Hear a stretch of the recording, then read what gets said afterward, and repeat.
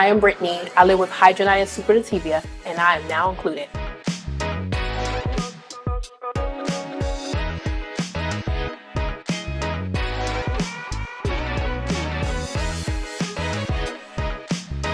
Hi, Brittney. Thank you so much for being here with us today and willing to share your journey with our Now Included community. Storytelling is the heart of what we do, and as we know, can be super impactful when it comes to healthcare. With that, can you please introduce a little bit about yourself? I'm Brittney Booz. I am 31 years old. I live in Washington, D.C. I am a mom of 2 beautiful boys. I'm a professional model, and I live with Hidradenitis Suppurativa. We would love to hear more about your experience with Hidradenitis Suppurativa, or HS for short. Can you describe your journey with HS? How and when were you diagnosed, and what were those early experiences like? The first time I was diagnosed, I was misdiagnosed. So I had my first boil at the age of 16. I believe it was under my right arm. I went to the emergency room. I experienced my first IND, and IND is basically incision and drainage, where they cut you open and drain you right there on the spot. They thought it was an STD. It could have been MRSA. There were so many misdiagnoses until I finally got the correct diagnosis about 3 or 4 years later, after having 4 or 5 surgeries. You share that you're a professional model. Tell us a little bit about your model journey and how, if at all, HS has impacted that part of your life. So I started modeling about 2 or 3 years ago. I was a little nervous starting into the professional world because I believe that the modeling world defines beauty as perfect. And I wanted to kind of challenge that and come into the industry with the condition that I have, knowing that my body looked a little different than other models with scars from my surgeries. I've traveled to New York. I've been booked for New York Fashion Week. I have literally taken the model industry by storm. I think that it's so important that anybody with any type of challenge, whether it's a autoimmune disease or something that affects you physically, sees themselves beautiful in every aspect and in every way. So being able to be a face for all warriors who have HS, if I can model and be a professional model, you can too. As a Black woman, what are some challenges you face when it comes to living with HS? This could be in your personal or professional life. As a Black woman, sometimes scarring looks a little different on skin tones. With me being a little darker than some models, our scars are a little bit more deeper and darker. So even as a professional model, when I go to photo shoots, there are some times where photographers want to edit my scars out. And I have to kind of stand up and be like, hey, look, leave that scar there, or I'm okay with the scar. But I think that as a Black woman, it's really, really hard because I believe that we're judged right off the back. And I also think for my personal life, it's really hard sometimes explaining it to my partner or someone that I'm dating that this is not an STD, this is not contagious, this is something that's hormonal. Everybody's situation is different, but for mine, I was born with it. So it's something I literally can't control. And so it's been a challenge, but I'm not too fond of turning down challenges, so I accept them. Earlier, you mentioned some upcoming procedures and treatments for your HS. How are you feeling about those, and what has your experience been like working with your doctors? So I am a little bit anxious. I'm always anxious when I go into surgery. I am currently at number 15 of surgeries that I've had. I'm gearing up for number 16. Every surgery affects how our body looks as HS warriors, whether it's your arms, whether it's your breast, whether it's your private area. It's all a cosmetic surgery, and the goal is to manage your disease and not stop it, because HS doesn't have a cure. I am looking forward to coming out of this situation, or coming out of this surgery stronger than I went in. I want my pain to be managed. I want to be able to live a normal life for my children, and surgeries are the only way for me to be able to do that. So it has to be done.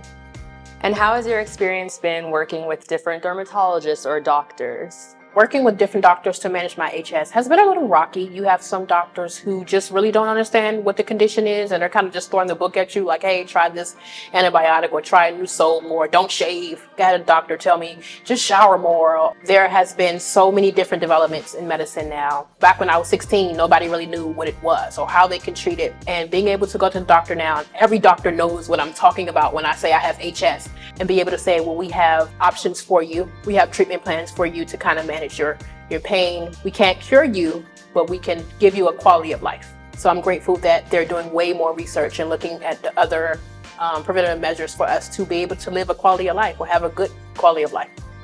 And with that, you talked a little bit about how HS can be misdiagnosed or misinterpreted as other conditions. What are some myths or misconceptions that you hear about HS when it comes to hygiene or how it shows up on Black skin? It's an STD. You're dirty. It's contagious. Those are some of the misconceptions of HS. This is something that some of us were born with. It was something that we had no control over. Unfortunately, it shows its ugly head in the way that it does, but it does not mean that you're not lovable. It does not mean that you're not able to be cherished. What coping mechanisms or support systems have you used to help you navigate your journey with HS? The biggest support system has been the modeling industry. Being able to express myself through photography or hitting a runway and just saying, hey, look, I'm here. My children, HS didn't stop anything. I have a beautiful family. I have a beautiful career. So I think that that's been my coping mechanism. It's just getting out there and just proving to the world and to others like, hey, look, if I can do it, you can do it too. Black people are 3 times more as likely to be diagnosed with HS, with Black women being disproportionately affected. What message would you share with other Black women living with HS or with the wider community who might not understand this condition? Never judge what you don't know. And it's so important that we be kind to every person you come in contact with. You never know who's battling what or what someone's going through. And with HS, it's a very private condition. You won't know someone has HS until they take their clothes off.